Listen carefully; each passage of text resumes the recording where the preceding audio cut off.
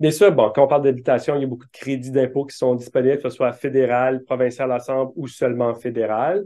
Bon, l'achat de première propriété, bien sûr, l'accessibilité domiciliaire, donc on voudrait que les gens restent le plus longtemps possible chez eux, et aussi les personnes qui voudraient rénover leur maison en multigénérationnel. Puis là, Oui. on parlait un peu de rénovation multigénérationnelle. Il faut faire attention, parce qu'on pourrait perdre certaines exemptions si on prend notre résidence principale pour faire ça, là. Oui, ben, il faut juste faire attention à ça. Avant de profiter de ce crédit-là, qui est quand même alléchant, qui est fédéral et Québec. Le Mhm. fédéral existe depuis longtemps. Faut quand même, il y a certaines situations où on pourrait perdre une partie de notre exemption de résidence principale. Donc, pas rentrer dans le détail, parce que c'est un peu plus, c'est certaines situations, mais posez-vous la question si vous êtes à ce niveau-là. Est-ce que j'entache mon Oui. exemption ou pas? Oui. Parce que là, on va regarder, oups, je m'excuse rapidement. C'est l'exemple classique, un peu l'exonération. Parce qu'il faut faire un choix éventuellement quand il va y avoir une Oui. disposition. On prend un exemple, quelqu'un qui achète une maison en 82, mon Dieu, au prix de base de 40 000, c'est des belles années. Aujourd'hui, elle en vaut 600 000, mais ils ont acheté un chalet en 98 à plus cher, à 70 000. La valeur aujourd'hui est à 50 000.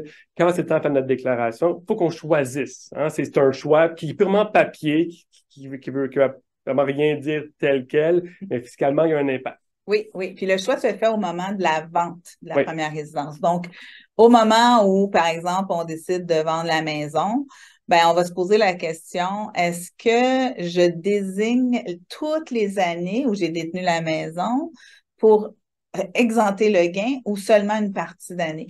Honnêtement, ce choix-là, on donne la règle du pouce ici où on peut aller exempter le gain annuel Mhm. moyen le plus élevé, c'est une règle de pouce, mais des fois, ça vaut la peine de pousser un petit peu la réflexion. C'est l'endroit où je pense qu'il y a le plus de planification à faire, surtout quand Oui. on a deux, trois, on a un condo en Floride en plus, Mhm. ou même on peut acheter un condo pour nos enfants. Puis Oui. l'enfant l'habite, on lui charge un loyer.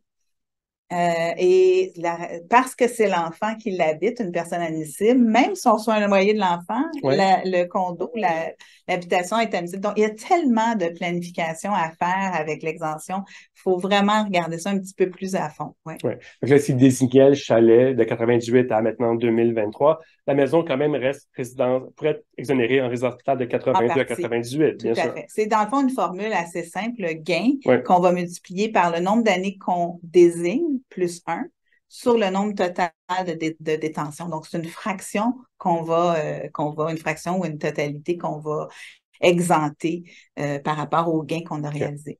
Là, bien sûr, là, on parlait d'avoir peut-être une résidence ou deux, peut-être un condo. Non, il y a eu beaucoup de resserrements de vis à ce niveau-là. Bon, il y a eu beaucoup de monde qui faisait des flips immobiliers. Et Ah là, tout oui. récemment, il y a eu des resserrements pour les locations court terme. Oui, oui. Donc, Airbnb. les fameux Airbnb et autres. Donc là, c'est vraiment sorti il y a quelques jours, 21 semaines, là. novembre. Donc, ça Oui, fait pas trop longtemps. Donc, on va peut-être rappeler les règles de base pour le flip oui. immobilier pour que ça soit qualifié. Sinon, ça fait une dépense d'entreprise. Oui, tout à fait. Puis c'est dans le fond, depuis toujours, le flip immobilier, j'achète, je rénove, je revends. J'achète, je rénove, je revends.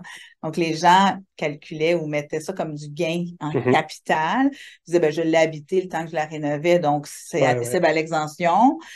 Puis comme c'est moins d'un an, j'ai désigné, même si je désigne, je peux même désigner 0 plus 1, ça me fait 1 sur 1, ça me exempte Et le gain. voilà. Donc ça, là, depuis, c'était pas permis parce que de faire cette activité-là, c'est pas du gain en capital, c'est pas un gain de nature capitale, c'est un revenu d'entreprise. Donc, c'est pas du tout. Ça a toujours été. Mais pour le resserrement en 2023, depuis 2023, lorsqu'on possède une maison de moins de 365 jours, pendant une durée là, de Mhm. moins de 365 jours, automatiquement, le revenu est du revenu d'entreprise. Si c'est une perte, c'est pas une perte d'entreprise. Il n'y a pas de perte. Seulement, ça s'applique seulement aux revenus.